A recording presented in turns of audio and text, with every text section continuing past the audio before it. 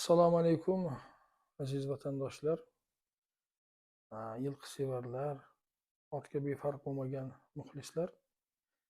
Bugungi videoni Qorabayir otlari to'g'risida mm, biroz tushuncha va tasavvurimizni to'g'rilab olish, ba'zi masalalarda, izohlarda, sharhlarda bilmagan narsalarimizni sizlardan eshitib, ko'rib, o'qish uchun bu videoni tayyorlayapmiz.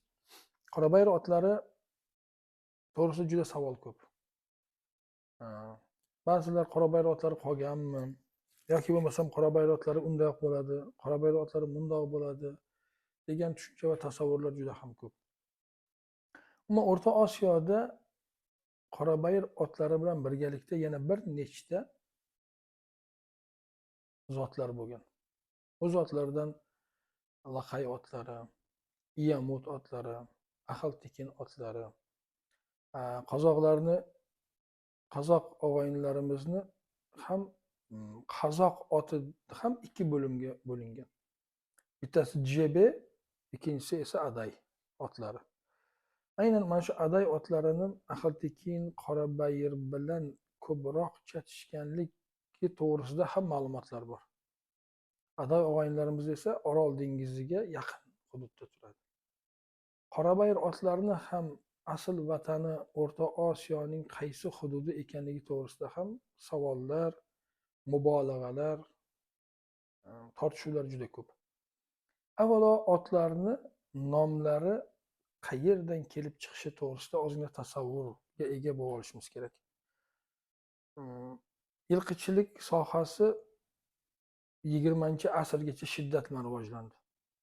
Yangi zotlar yaratish, ana shu yaratilayotgan zotlarga zot yaratishda mualliflik qilgan shaxslarning ismi shariflari berilishi bu yilqichilikni bir o'lmas qoidasiga aylandi. Ammo uzoq o'tmishda otlarning yaratilishi ko'proq qabilalarning ishi bo'lgan. Shuning uchun aksar zotlarga e'tibor beradigan bo'lsangiz, o'sha zot yaralgan yo diyorning yoki bo'lmasam u zotni yaralishda bevosita ishtirok etgan qabilaning nomi berilgan. Bunga misol Ahal-Teke zoti, bunga misol o'sha boyagi Aday oti, bunga misol Graf Orlov-Chisminskiy nom berilgan Orlov zoti, bunga misol Bo'dionov zoti, bunga misol Donskoy kazaklarni Danchak otlari. Shunga o'xshagan sanaydigan bo'lsak, aksar otlarga yo u otni yaratgan shaxsning ismi sharifi yo yaratilgan boyagi qabilani yoki diyorni nomi berilgan. Qorabayir otlarini ham taxminlarning birida, ammo bu qat'iy faktlarga asoslanmagan bo'lsa ham ko'p ko'rsatishlar, ko'p haligi strelkalar mana shu versiyani to'g'ri ekanligiga ham dalolat qiladi. Hozirgi Buxoro viloyati bilan Xorazm viloyatini hududlarida Qorabayir degan qabila o'tganligi to'g'risida ma'lumotlar bor. Bu qabila o'sha 10 bilan 15-asrning oralig'ida ko'chgan. Avval Eron hududiga, undan keyin Anatoliya, zamonaviy Turkiya hududiga ko'chganligi to'g'risida ma'lumot bor. Mana shu qabila o'ta jangovar va o'ta seleksioner qabila bo'lganligi to'g'risida ham ma'lumot bor. Bu qabila o'z nomidan kelib chiqib, otlariga Qorabayir otlari deb nom bergan. Qorabayir otlari o'sha vaqtda Ahal-Teke otlari bilan raqobatlashgan degan taxminlar bor. Shuning uchun ham bugun Qorabayir qabilasi assimilyatsiya bo'lib, boshqa xalqlar bilan kirishib ketib, yo'qolib ketgani uchun otni nomi qoldi. Uning vatani O'zbekiston bo'lgani uchun bizni otimiz ekanligini butun dunyo tan oladi. Ahal-Teke esa turkmanlarning oti bo'lib qoldi, ammo u qabila yaqin-yaqingacha bo'lgani uchun ham ot ham boyagi turkman xalqi ham birgalikda mana shu zotni rivojlantirib, shu ot Ahal-Tekin oti saqlanib qoldi. Mana shu nuqtai nazardan kelib chiqadigan bo'lsak va oxirgi Qorabayir otlari to'g'risidagi tarixiy manbalar, uni mingan buyuk sarkardalar timsoli aks etgan suratlarga e'tibor beradigan bo'lsak, Qorabayir otlari tog' oti emas, cho'l oti ekanligi ma'lum bo'ladi. Boyagi Movarounnahr ikki daryo oralig'idagi hududda juda ko'plab davlatlar bo'lgan. Shulardan biri ma'lum va mashhur bo'lgan davlatlardan biri Daban davlati va o'sha Daban davlati ham o'ta yilqisevar va professional darajada juda mashhur bir zotni yaratib, o'sha Daban otlari bo'lib tarixda qolgan. Daban davlati hozirgi vodiy poytaxti Quva bo'lgan va mana shu tog' va tog' oldi hududda joylashgani uchun bu otlar ko'proq tog' otlari bo'lgan. Aynan mana shu Daban otlarini avlodlari bugungi qirg'iz og'aynilarimizni mahalliy qirg'iz otlari desak to'g'ri kelishi mumkin. Bu albatta bizni kitoblardan, manbalardan ko'rib, qidirib, ijtimoiy tarmoqlardan qidirib topgandan keyin shaxsiy fikrimiz. Shuning uchun ham qirg'iz otlari ham o'ta jangovar otlar, o'ta chidamli, bardoshli otlar. Chunki ajdodlari jangovar otlar va juda ma'lum va mashhur bo'lgan. Ana endi qorabayir otlarini boyagi suratlarda aks etgan holatlariga e'tibor beradigan bo'lsak, qorabayir otlari ko'proq cho'l otiga o'xshaydi. Va qorabayir otlarning shakllanishida ahal-teka otlari, arab otlarini ham juda hissasi katta. Arab oti ham, ahal-teka oti ham cho'l otlari. Endi cho'l otlarini ham eksterierida o'ziga yarasha jihatlari ajralib turadi. Cho'l otlarining kaftlarining aylanasi tog' otlarining kaftlarining aylanasiga nisbatan ingichkaroq. Yol dumlari siyrak, baqay bo'g'imlari qirib, junsiz, o'ta chaqqon, uzoq masofalarga boshqa otlarga nisbatan bardoshli va cho'l otlari eng asosiysi chiroyi, ko'rkamligi tog' otlaridan ko'ra chiroyliroq bo'ladi. Shuning uchun qorabayir otlari to'g'risida bugun juda xilma-xil tasavvurlar bor. Har bitta tarixchi tarixga qiziqib, albatta bu tarixchilarning hammasini hurmat qilamiz. Ular ham o'sha tarixiy manbalarga murojaat qilib, o'zini tasavvuri bilan uyg'unlashtirib chiqishlar qilyapti. Masalan, qorabayir otlari mana palon otlar, qorabayir otlari piston otlar degan o'zini nuqtai nazarini ilgari suryapti. Shuning uchun qarasangiz, haligi O'zbekiston hududida bitta vatanda ikkita olimni fikrlari har xil bo'lib kelib chiqyapti. Bularda asosiy sabablardan biri bu olimlarni yilqichilik sohasidagi ma'lumoti yetarli darajada emasligi. Otlarni iqlim sharoiti ham ularni konstitutsiyasiga, eksteriyeriga ta'sir qilishi to'g'risidagi tushuncha va tasavvuri bo'lmaganligi uchun ular o'zlari mana shu tarixiy manbalardan kelib chiqib, qolgan topmagan manbalarini, masalan, aniq manbamiz bo'lmagani uchun bizda shunaqa ixtiloflar va bahslar bo'lyapti. O'sha boyagi qolgan to'ldiriladigan joyini o'zini fikrlaridan kelib to'ldirgani uchun ham har xil ma'lumotlar ko'p tarqalyapti. Meni o'zimning shaxsiy fikrim, qorabayir otlari bu Buxoro otlari degan ikkinchi nomi bor. Aynan mana shu nomga loyiq. Qorabayir otlari boyagi yol dumi siyrak, baqay bo'g'imi quruq bo'lgan, kaft aylanasi ingichka bo'lgan, paylari quruq bo'lgan, ser qovurg'a 20-asrning oxirigacha ser qovurg'a otlar bo'lgan. Undan keyin 1920-yilda Chor Rossiyasini O'rta Osiyoni bosib olishi, Buxoro amirligini mol-mulklari musodara qilinishi va bu otlarni bir qismini olib ketilishi Kavkazdagi ot zavodlariga, bir qismini negizida Jizzax viloyati hozirgi zamonaviy Jizzax shahriga yaqin bo'lgan Ravot kolxozida ot zavodi tashkil qilinishi va bu otlarni maqsadi o'zgartirishi, ya'ni bularni haqiqiy eksterierini, haqiqiy genlarini saqlab qolish o'rniga zamonaviy ot sportlariga moslashtirishga kirishilib, bu zotlarga ularni mana o'sha davrdagi zootexnik seleksionerlarning nazdida yaxshilanish bo'lgani bilan aslida tarixiy nuqtai nazardan bu otlarga zarar yetkazilgan. Juda katta zarar yetkazilgan. Otlarni boyagi o'zini tabiiy holini saqlab qolmaslik kuzatilgan. Va bu otlarda juda kam qovurg'alik, bu otlarni o'sha boyagi yuqori bo'lgan jihatlarini boshqa qon quyishni orqasidan siqib chiqarib tashlangan. Mening shaxsiy fikrim, masalan, otlarni poygaga moslash uchun har xil zotlardan foydalanilgan. Bu yerda otni Qorabayirni o'zini saqlab qolib, yangi zot ustida ish olib borish kerak edi. Mana Novokirgiz zotini qirg'iz og'aynilar yaratgandek, xuddi shunday ish olib borilishi kerak edi. Endi bugungi kundagi eng katta muammolardan biri hukumat, davlat Qorabayir otlarini rivojlantirish uchun shaxsan Prezident Shavkat Miromonovich kirishib bel bog'ladi, ammo davlatda boshqa ishlar ham ko'p bo'lgani uchun bu sohani bitta boshqa bir tizimga yuklab qo'yildi. Mana shu yerda bu ish bermadi, yana to'xtab qoldi, yana Qorabayir zoti turg'unlik davriga yuz tutdi. Va men bir narsani eshityapman, o'zim ishtirok etdim bitta yig'ilishda, Vazirlar Mahkamasida. Shu yerda hukumat vakillarini tushuncha va tasavvurini ham qattiq salbiy tarafga o'zgartirib tashlagan qaysidir shaxslar shaxsiy manfaati, g'arazli manfaati yo'lida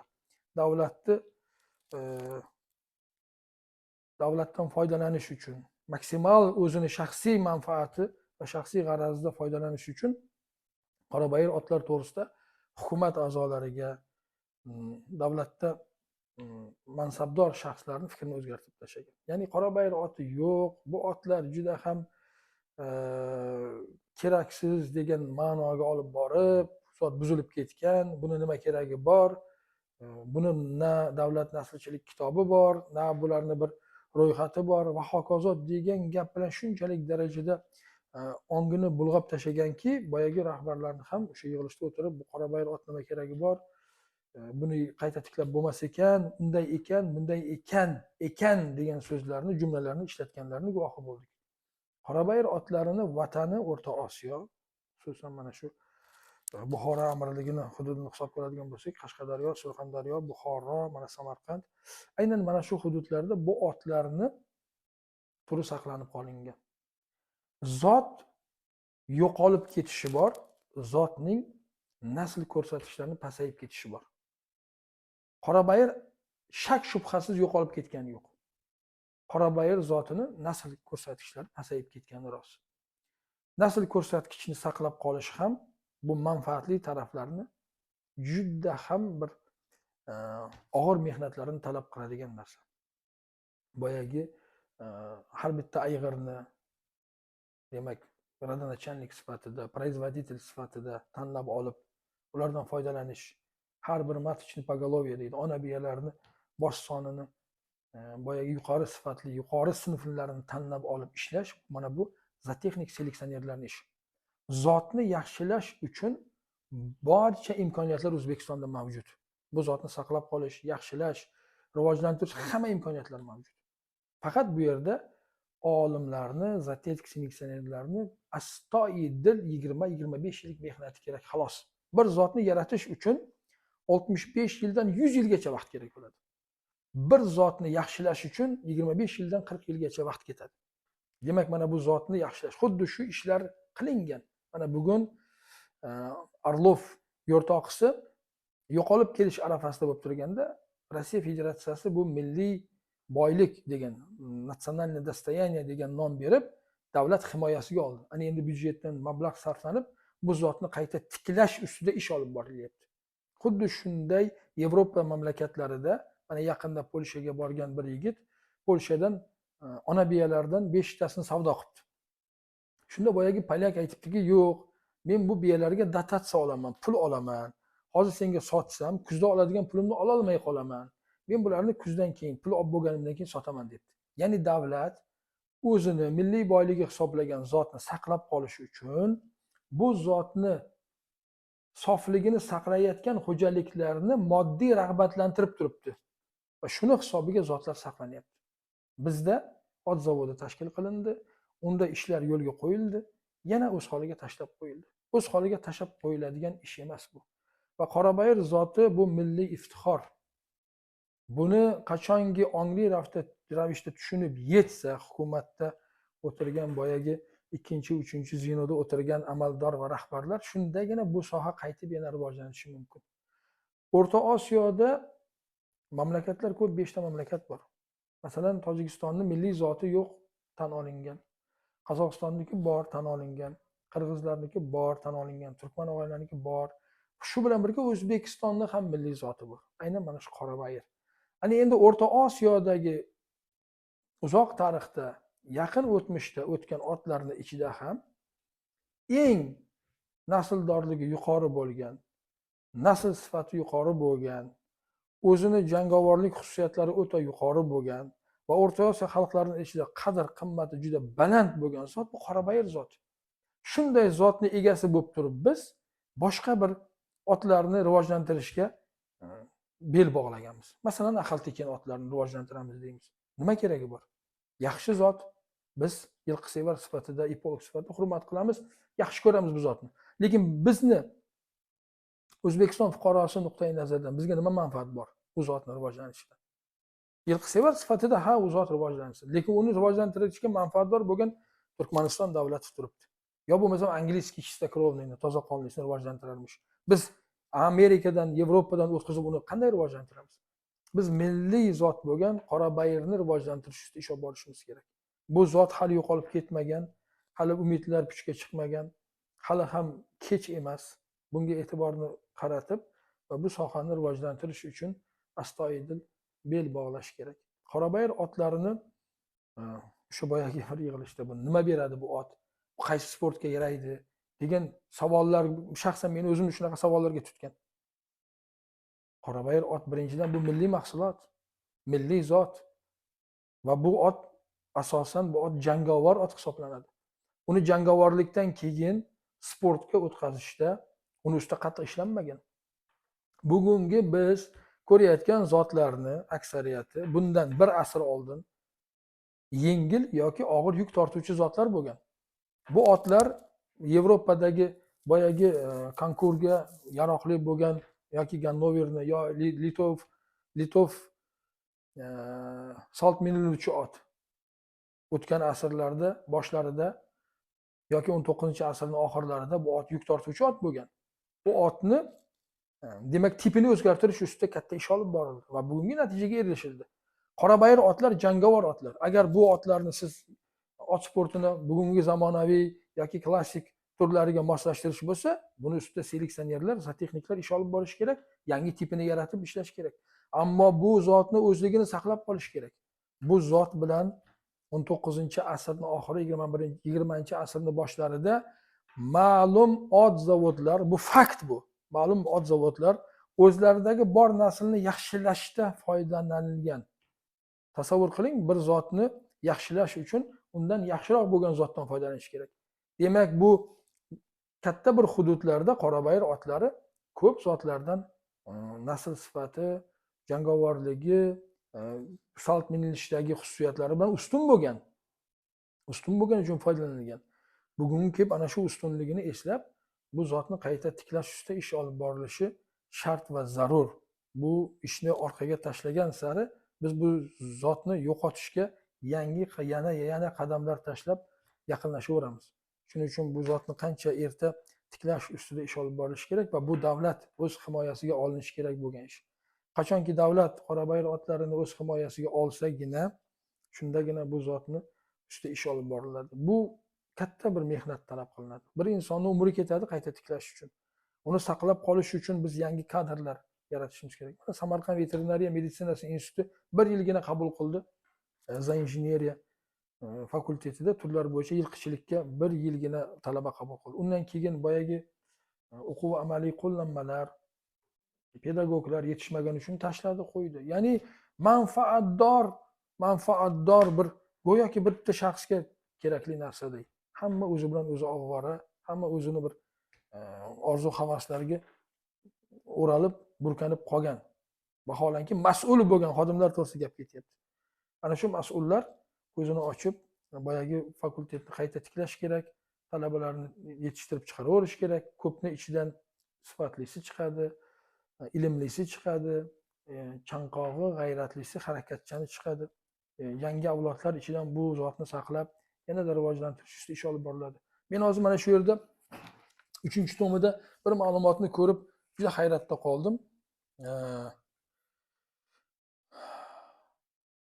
Kahman laqabli Qorabayir ayg'irini Indoneziya davlatini prezidentiga sovg'a qilingan ekan. Indoneziya davlatining prezidentiga sovg'a qilingan ekan. Qarang, qoyil qolish kerak.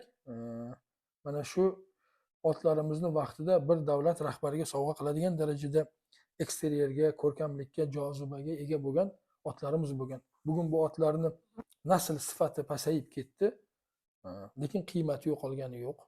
Shuning uchun bu otlarni qayta tiklashga ko'pchilik bir bo'lib bel bog'lash kerak, hukumatga yetkazish kerakki, boyagi sharlatanlar hukumatdagi ba'zi amaldorlarni boshini aylantirib, milliy iftixorimiz bo'lgan Qorabayirdan ko'nglini sovutishga yo'l qo'yish kerak emas. Aslida rahbar odam, vazir odam har biri o'zini sohasini ustasi bo'lganidek, boshqa sohalarda ham sharlatanlarning gapini haq gap bilan ajrata oladigan darajada saviya va salohiyatga ega bo'lish kerak. Shundagina mamlakatni istiqboli har sohadagi rivoji ta'minlangan bo'ladi. Salomat bo'linglar. Bu videoni hali davom qilamiz. Qorabayir to'g'risida butun tasavvurlar, tushunchalar, bilganlarimizni yoritib boramiz. Toki bu zot qayta tiklanmas ekan, to'xtash yo'q. Inshaalloh uni qayta tiklashda jiddiy jahd qilamiz.